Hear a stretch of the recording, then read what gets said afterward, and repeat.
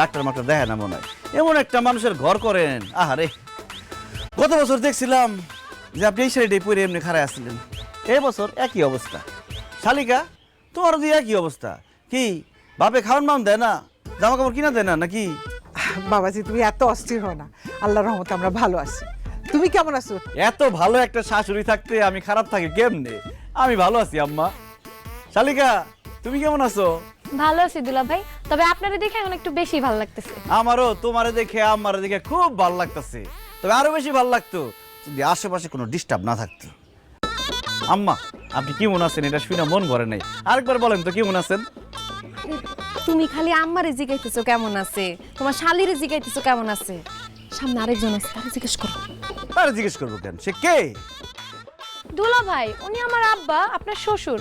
আব্বারও একটু খোঁজ খবর নেন। সে আমার সাতার শ্বশুর, সে জীবনে আমার কোনোদিন খোঁজ